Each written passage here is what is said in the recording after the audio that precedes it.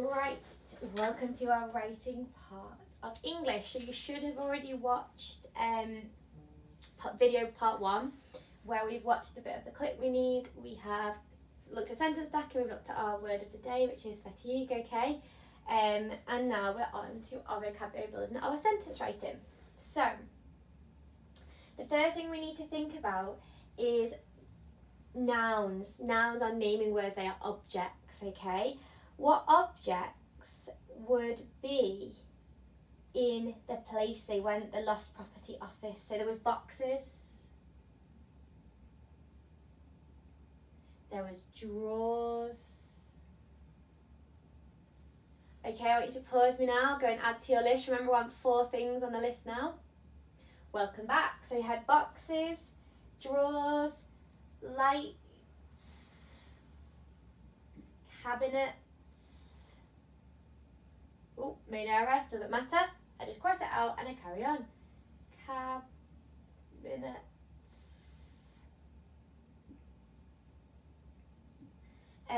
There was paper piles,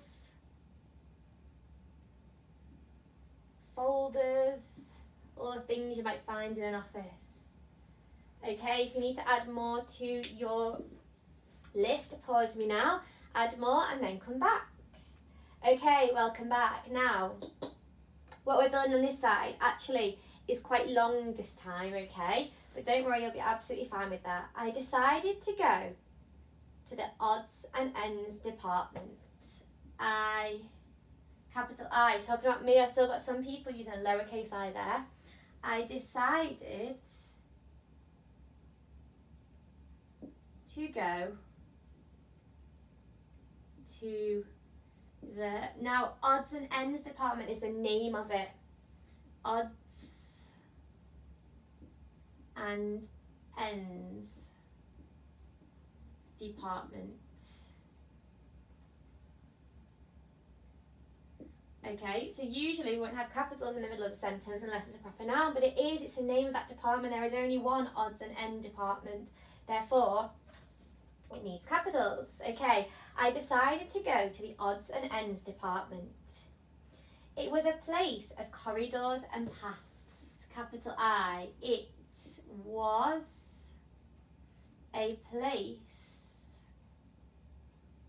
of corridors and paths.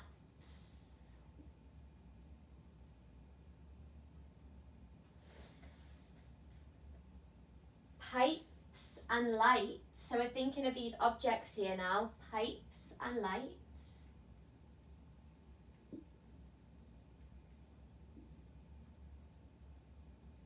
Another comma.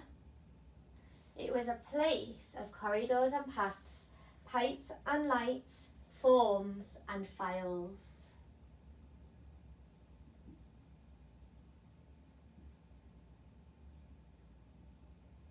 Okay, so let's check that sentence. It was, I can see people telling me off through the screen. That wasn't how we spell was, Miss Fern. It's more like was, isn't it? It was a place of, so pick 2 things, corridors and paths. We don't really want to change those ones. Comma. Pick 2 things from your nouns.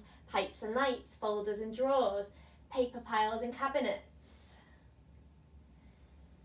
Comma. Pick 2 more, forms and files, boxes and drawers. Doesn't matter which ones.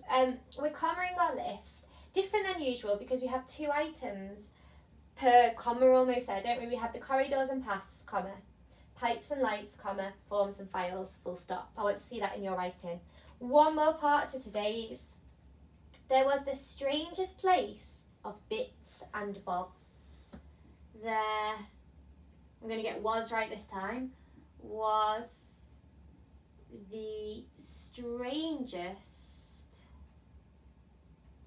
just put it in, place for bits and bobs. Okay, there was the strangest place for bits and bobs. So I know there's a lot to this chunk, but you can do that, no problem. I've seen you do more than that in the past. Let's read it together. I want people to hear you at home. I decided to go to the odds and ends department. It was a place of corridors and paths, pipes and lights, forms and files. There was the strangest place for bits and bobs. Okay, so I want you to pause me there. Off you go. Remember, before you come back, check through. Have you got your capitals in the right places?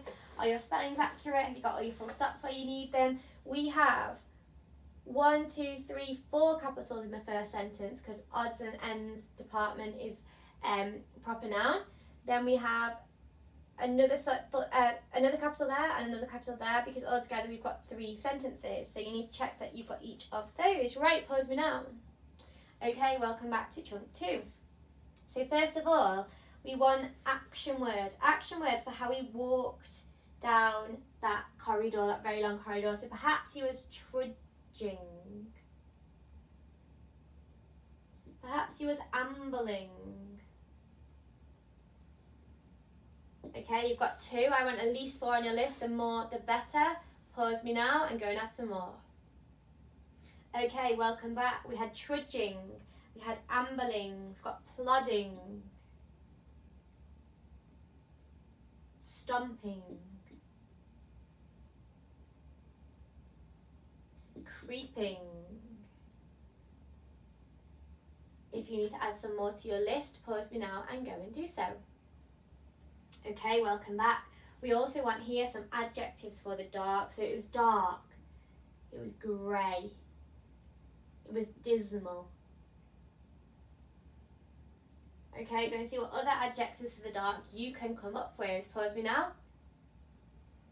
Okay, welcome back. We had grey, we had dismal. Perhaps it's grim. That corridor, gloomy. It was so dark in there, wasn't it? Maybe a bit miserable feeling. Miserable. Perhaps it was dreary, bleak.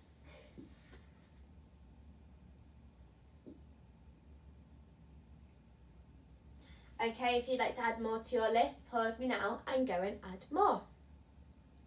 Okay, welcome back. We're on to our writing of this one. You'll be glad to know it is just one sentence. Now we're going to start off with a subordinate clause followed by a clause, but this works different than the usual ones we look at. It's not got a subordinating conjunction this time, okay? So it isn't a main clause, it can't survive on its own, but it isn't a subordinate clause with a subordinating conjunction. We're going to start with trudging down the dark corridor. Trudging down the dark corridor, comma. So you could have ambling down the dark corridor, plodding down the dark corridor, stomping down the dark corridor, creeping down the dark corridor, or any of the other ones you've chosen for that. Remember, he doesn't move particularly quickly though, so sprint, run might not be the most effective ones there. Trudging down the dark corridor. I, capital I, not lowercase, it's the name he gives himself. I was terrified, scared, nervous, worried. Loads of choice there. Deep in the moment, my knees were trembling. I had goosebumps. Loads of great ideas for deep in the moment there. And my heart was beating through my chest. So, trudging down the dark, I forgot to do our second part there, didn't I? So trudging, we've got all our options. Down the dark corridor. Dark corridor's a bit boring, but you could have the grey, dreary corridor. The grim, dismal corridor. The gloomy, miserable corridor. The bleak corridor. All improvements on what I've done. And then I'd love to see a deep in the moment. No excuses, I've just given you some ideas of how to do them, haven't I? Okay, before you go though, let's just read that sentence over. Trudging down the dark corridor, comma, I was terrified. Okay, pause me now. Off you go and write your second chunk. Okay, welcome back to our final chunk. Now we want some time adverbials to show, it's almost time and manner together though, how quickly something is done. So for example, all of a sudden. All of a sudden. Okay, I'd like you to pause me now, see what other ones you can come up with for words or phrases to show how quickly something is done. Right, welcome back. So we had all of a sudden. We could use that again, but suddenly. We could go for quickly. With haste. Or hastily. Now I know for this, some people have said in the blink of an eye or as quick as a flash, but unfortunately, in the blink of an eye and as quick as a flash, although excellent examples, are not fronted adverbials. They then become subordinate clauses, okay? Because we're using as at the beginning, and it's got our subject and it's not got our subject. Sorry, it's got a verb. It's telling us what it's doing. So it's not a time adverbial. A time adverbial is just how, where, or when something is done. It's describing, isn't it? It's describing that verb. So if you've got the two examples I gave, perhaps choose something different so you can meet your success criteria today. Okay, if you need to add more to your list or you need to amend your list to take those ones off, do so now. Okay, welcome back. Our final sentence. So we're going to make it a fronted adverbial that comes at the start of our sentence. What do we punctuate our fronted adverbial with, guys? Comma, that's right. Okay, you've got loads to choose from. I'm going to go for suddenly. Capital S. Suddenly. That's right, I need a comma. Well done for remembering. Suddenly, a voice whispered. A voice muttered. A voice murmured. A soft voice whispered. A gentle voice whispered. Suddenly, a voice whispered. So loads of bits to make your own there. Remember, looking back to our grammar lesson, before I open my inverted commas, I need a comma. I can then open my inverted commas. So, suddenly a voice whispered, "Don't leave him here." Don't, that's a contracted do not. I need my apostrophe in to show that the O is missing. Don't leave him here. Now he's whispering, so it's not an exclamation mark, it's not a question. So I need my full stop. I've already said a voice whispered. And I can close my inverted commas because he's finished speaking. And then he handed me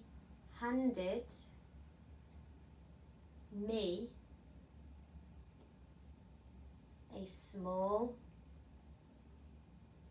card. Okay, I don't want any deepening the moment after the end there. If you've not deepened, you want to go back and deepen at other places, you're very welcome to.